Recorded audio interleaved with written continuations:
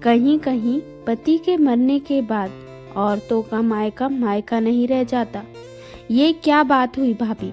घर में कुछ भी बिगड़े और टूटे फूटे तो आप तुरंत मेरे मनु का ही गला पकड़ लेती है। कभी अपने अंश से भी तो पूछिए। दिव्या ने तीखे स्वर में मालती से कहा। मेरा अंश तो लाखों में एक है, तपाक से मालती बोली और ऐंठ कर अपने कमरे में चली गई।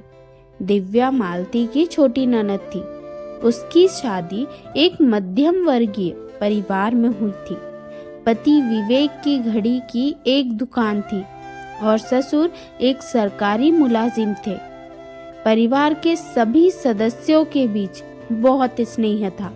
दिव्या बहुत खुश थी, लेकिन जल्दी ही उसकी खुशियों को ग्रहण लग गया।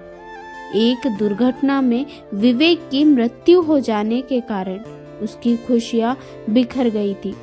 तब उसके भाई मनोज ने कहा, दुखी मत हो दिव्या, विवेक नहीं है तो क्या हुआ, तेरा भाई तो है जो हमेशा तेरे साथ खड़ा रहेगा। कुछ दिनों के बाद दिव्या अपने पति की दुकान को संभालने लगी। उसका बेटा तीसरी कक्षा में पढ़ रहा था। स्कूल की छुट्टियां हुई तो उसके सास ससुर ने कहा, बहू कुछ दिनों के लिए अपने भाई भाभी के पास रह आओ, तुम्हारा और मनु का मन बहल जाएगा। उनकी बात को दिव्या ना नहीं कह पाई और भाई के पास आ गई। 2-3 दिनों के बाद ही उसकी भाभी ने अपने रंग दिखाने शुरू कर दिए। बात बात पर वो मनु को झिड़क देती थी, जिसे देखकर वो खून का घूंट पीकर रह जाती थी। एक दिन मालती के बेटे अंश ने मेज पर रखा फूलदान गिरा दिया, जिसे देखकर वो क्रोधित हुई और मनु को थप्पड़ मारकर बोली, इतना महंगा फूलदान तोड़ दिया, इसका पैसा क्या तेरा बाप देगा? मनु रोने लगा। तब तो दिव्या को भी गुस्सा आ गया। तब उसने भी मालती को सुना दिया कि आप हर गलती के लिए मेरे बेटे को ही कसूरवार क्यों मान लेती है। एक सुबह मालती के पर्स से 500 रुपये का नोट चोरी हो गया। बस उसने तुरंत मासूम मनु का गला पकड़ लिया और बोली, चोर कहीं के। तभी मनोज अंश को लेकर आया और मालती पर चिल्लाया, मालती, मनु को हर गलती का जिम्मेदार ठहराना बंद करो और जरा अपने गिरेबान में भी झांक लो। स्कूल से कंप्लेन आया कि अंश के बैग से 500 का नोट मिला है।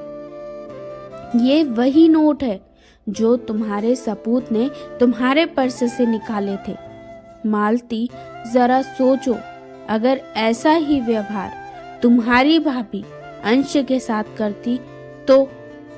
फिर मनोज ने दिव्या से कहा, बहना, जहाँ अपमान मिले, बेवजह का दोषारोपण हो, वहाँ कभी मत जाना। मैंने तुम्हारे ससुर को फोन कर दिया है, कल तुम अपने घर चली जाना। अब मालती अपने व्यवहार पर पश्चाताप करने लगी। अगले दिन जब दिव्या अपना बैग लेकर जाने लगी तो उसने ननद का हाथ पकड़कर रोकना चाहा। तब दिव्या बोली, नहीं भाभी, अब नहीं। कहते हुए दिव्या ने अपना हाथ छुड़ा लिया, मनु का हाथ पकड़ा और अपने ससुर जी के साथ चली गई। ननद भाभी के प्यारे रिश्ते में कड़वाहट घोलकर मालती अब बहुत पछता रही थी।